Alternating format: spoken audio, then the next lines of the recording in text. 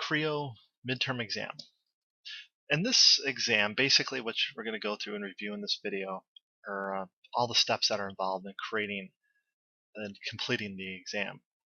First, you're going to model a bottle, and it's in this Word document that you'll actually find in the sample files, midterm, and then it's a Word document. And this is the bottle you can see here that we're going to model. It's just going to be 2.5 high by 2 inches in diameter. It's a cylinder. And then another little cylinder gets placed on top. It's 1/2 inch thick and 1.5 inch for the neck. We're going to put some rounds on, about 0.1 on all these edges, and then we're going to shell it out and take care of it from there. The next part of this exam is you're going to model the cap, and there's some details on here, such as we're going to see how to put the circular pattern in, and then you'll put together this drawing that we see here on the last page, and you have to try and recreate this drawing as close as possible to this. Okay, so let's go through that. Okay, I'm going to start with the new part file, and I'm going to call this the bottle. In this case, most of the time in these exercises, I always have you sketch on the front. In this case, I would suggest starting on the top plane and draw your circle right at the origin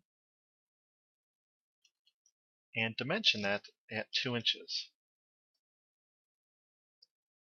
Now you could go hit the OK button, extrude, and extrude that 2.5 inches high. Now select this surface on the top and start a sketch. And draw another circle, and that'll be 1.5 inches. And then hit OK, and that gets extruded.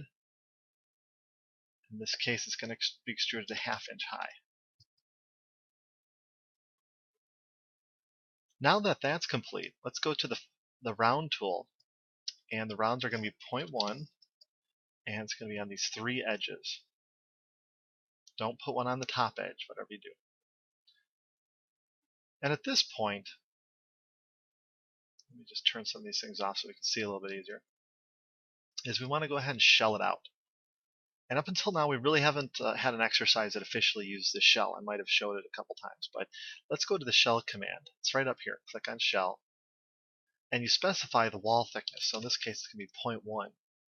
And then make sure you select the face that needs to be opened. If you fail to select this face and try and add another shell, what you'll find is that it's already shelled out in the center and it will error out.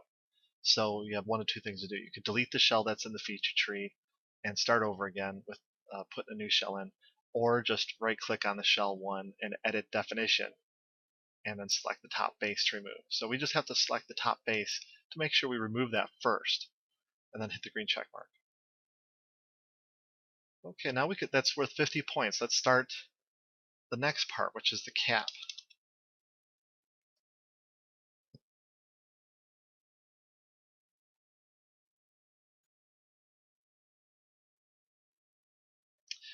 Okay, for the cap, we're going to start just like the other one on top plane and start a sketch.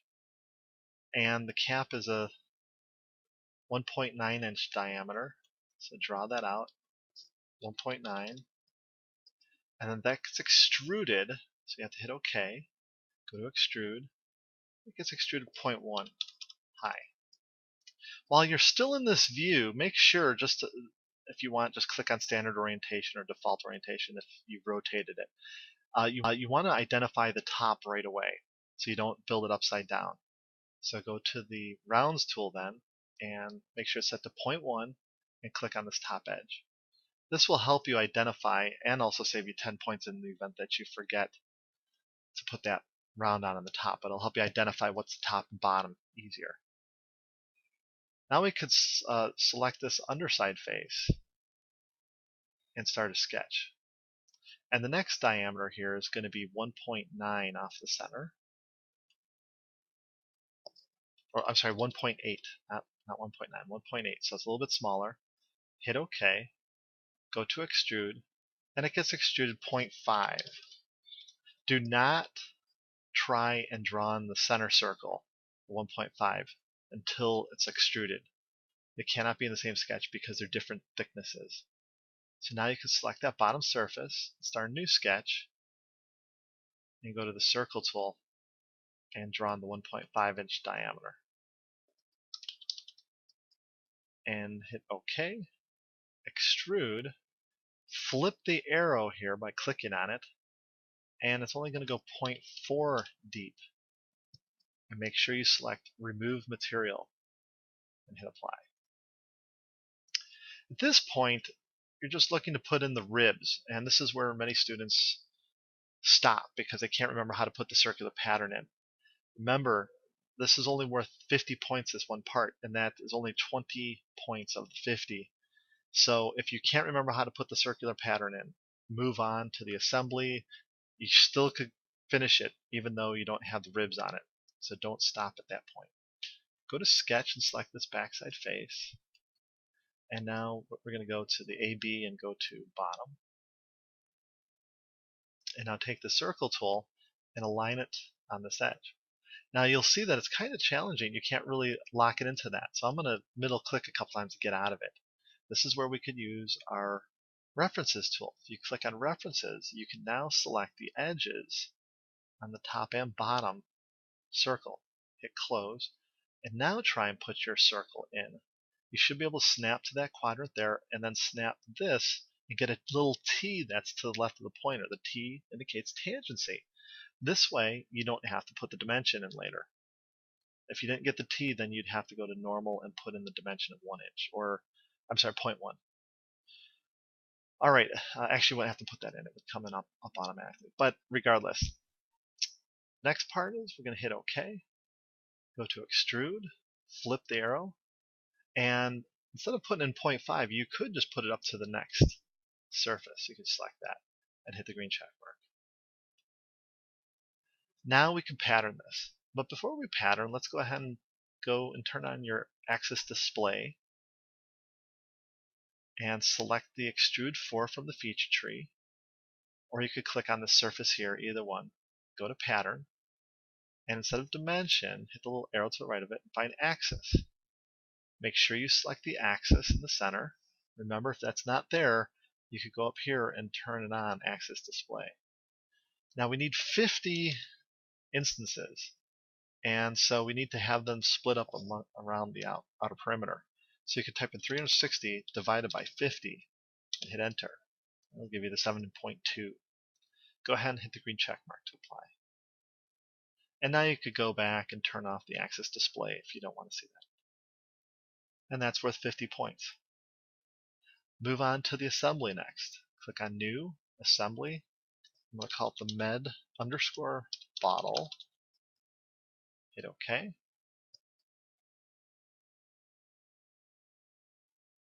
Just need to resize this for the video. Okay, and at this point we go to Assemble.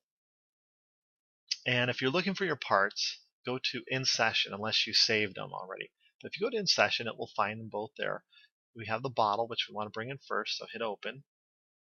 And in this case, your best bet is to click on, instead of Automatic, go to Default and hit the green check mark. Now go back to Assemble, In Session, Cap, hit Open. And my recommendation is you bring this up. Just drag it up with the manipulator handle. And if it zooms out of view, go back to standard view orientation. Oops. Or we could do fit to screen. Okay, now what we're going to do with this is we're going to align this cylindrical face concentric to this face. And then finally, click on this face and go back to the standard view orientation. And you want to mate that underside face to this face. You're going to set it to coincident and hit the green check mark to apply. Alright, at this point, what we want to do is we want to explode this. So you'll find Explode View up here, right next to that little sphere. Go ahead and click on Explode View, and we'll automatically explode it for us in this case. There is a way to manually explode as well. but this is good enough for right now. We'll learn that in the advanced class. So once it's exploded, you could go ahead and click on Explode View again, and we'll unexplode the view. That's now you've just earned 100 points on that. Let's now create the drawing. So go to New, Drawing, and just call it the med_bottle, and empty with format, browse, and select the A format, and hit OK.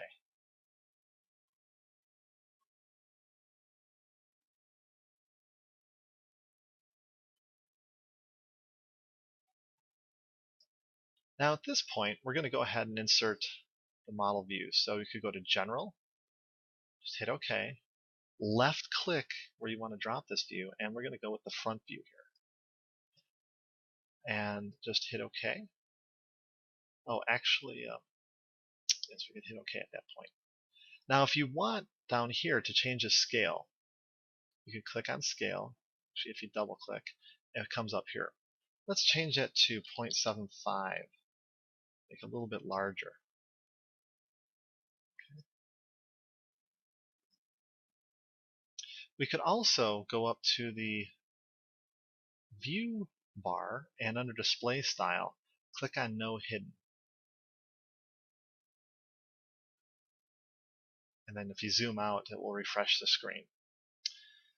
Okay, at this point, let's go ahead and we're gonna. Okay, at this point, let's go ahead and I want you to over here click on the layout and then double click on the view. If you get this little message, just hit the little red little X in the upper right corner. Double click on it again, and under View Display, under Tangent Edge Display Style, go ahead and turn on Phantom. Hit Apply and close. This will help it look a little bit better. It puts little dashed lines in there. Okay, we're going to unfold additional views here. So let's, if you want to drag this, turn off Lock View Movement, and now you could drag it around. Now we want a bottom view. So for that, we could go to Projection, drag off the bottom view, and then we're going to go ahead and drag off the section view here. So what we can do is we could click on this view, go to Projection, drag it off to the right, and click, and then just double. Actually, before you double click on that, go up here to the Datum Display Filters, turn on Plain CSYS, and then zoom in and out again. Now you could double click on this view, and what we want to do is create a section view. Go to Sections, 2D Cross Section, hit plus, and over here on the Menu Manager, you'll get some options. Create cross section view. Go ahead and just hit Done. Now there's two ways you could do this. You could actually do this from the actual assembly and create a section view and just call it up, or in this case, we're doing it right inside the drawing. So at this point, we have to give it a name. And since this is our first one, we'll call it A up here at the top and hit the green check mark. Now the Menu Manager is asking us to select the plane, so don't click on anything here. Just move your pointer over here to where it says Assembly Front, or Assembly Right, I'm sorry. Click on Assembly Right. You'll get a little green check mark, hit Apply, and then close. And now you can turn off the plane display. Zoom out. And there's your section. Move this over here. Okay, now a detail view. Let's zoom up to this region, go to Detail, click right on this little line here, and starting at the 12 o'clock, go backwards, counterclockwise, to 9, 6, 3, and then when you're about at 3 o'clock, middle click, move your pointer to the right and click to drop the detail view. And then center the text. Make sure nothing should be overlapping at all. Okay, we're going to insert another drawing view. So go to General View, hit OK, left click right here, and you see it's bringing up an isometric view. That's good. That's what we want. Make sure isometric is selected. And then if you go to View States, check on Exploded Components in View, hit Apply, and then hit Close. All right, we're going to go ahead and add some balloons to this for the notes. So click on that view and go to Annotate. Actually, it's under Table. and we're first going to add the table.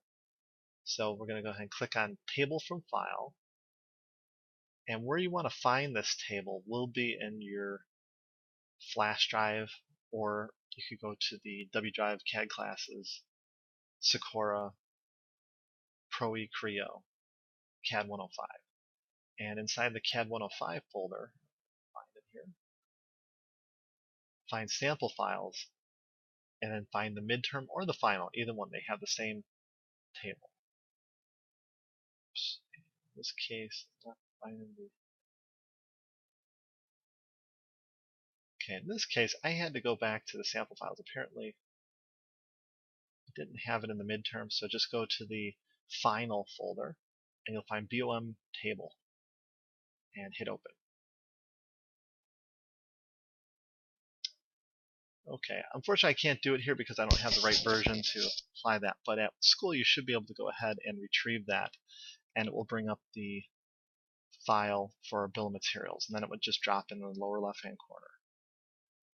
So at this point, if I want to put a table in here, you could go over here to the table tool, and you just select how many cells. So you figure we're going to have a quantity of 2 plus the title cell at the top, so that's 3 cells, and then we're going to have quantity, part name, and then quantity.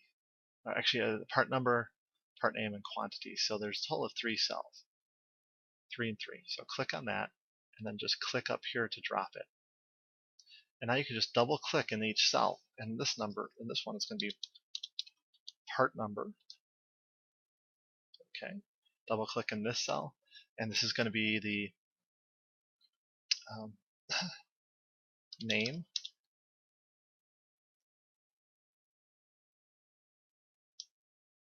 and then QTY for quantity.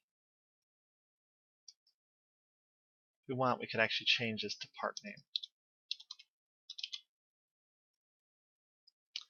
Okay, if you ever need to adjust these cells, you can just double click in the cells, actually right click, and it will give you options to actually expand the cell. But the next one here is just going to be, we're going to go ahead and type in 1 and 2. Part name, the first one is going to be the bottle. The next one's going to be the cap. And then there's a quantity of 1 of each. Just double click in here and hit OK.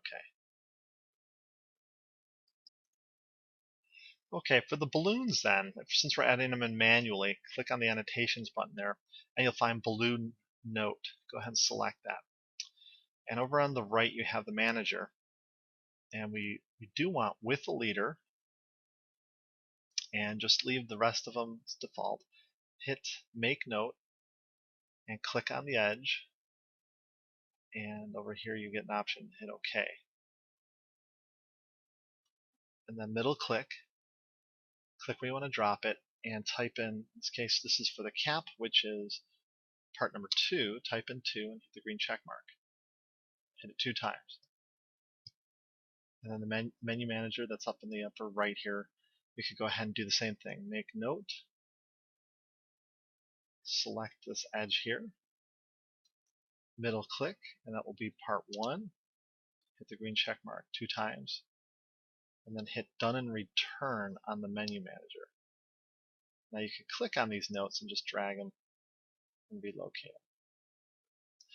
Now you're welcome to use the actual bill of materials that's automated if, at school. Unfortunately, I'm not able to use it here on my home computer that I'm recording this on.